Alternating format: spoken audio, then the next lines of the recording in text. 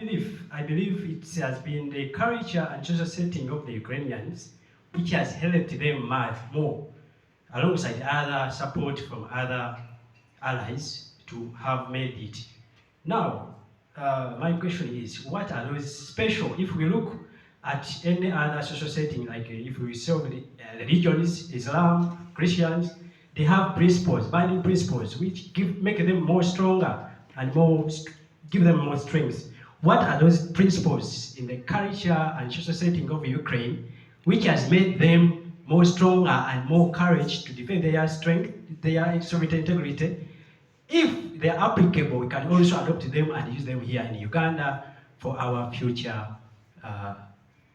exercises as far as democracy and good governance are concerned. Thank you. Thank you very much. I think generally Ukrainians don't like to fight. At the times of our history when we had to fight, we had mixed record. We would win some fights, we would lose the others. But generally, as I said before, trauma was the common denominator. It was the common experience that we all had.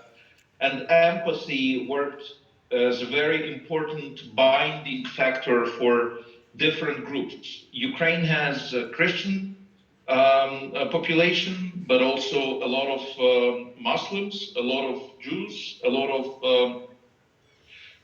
people who have different ethnic backgrounds. Even though majority of Ukraine are Ukrainians, but you would have people of other nations widely present.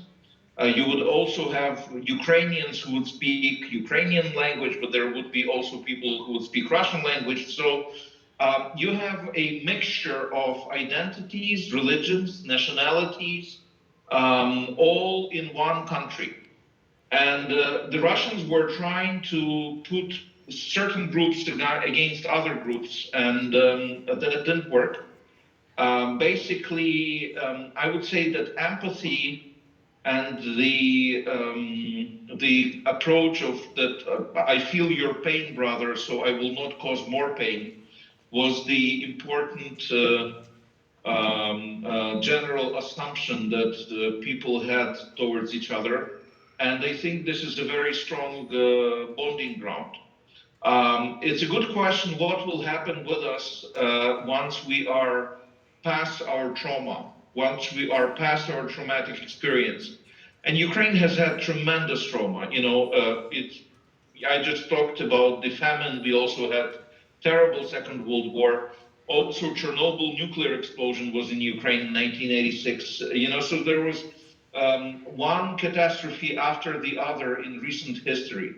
And that empathy actually is in the basis of non-violent approach. It takes time to make Ukrainians angry enough that they take arms into their hands, because we had so many people lost. And you know, you were talking about how many people live in Uganda. We had 52 million people in Ukraine 30 years ago. We are now about 35 to 37 million. We will be around 30 million in year 2030, and we will be going down. Partially because parents are cautious to bring new life into this world, and most parents try to have only one child. And this is terrible, because the reason why they are doing so is because they are afraid that somehow the terrible experience will come back. This is why this victory that Ukrainian army has on the battlefield is so important, because it's basically a tipping point in our history. And this is why empathy and willingness to accept each other across the dividing lines of religion, of language, of ethnicity, of race is so important for Ukrainians.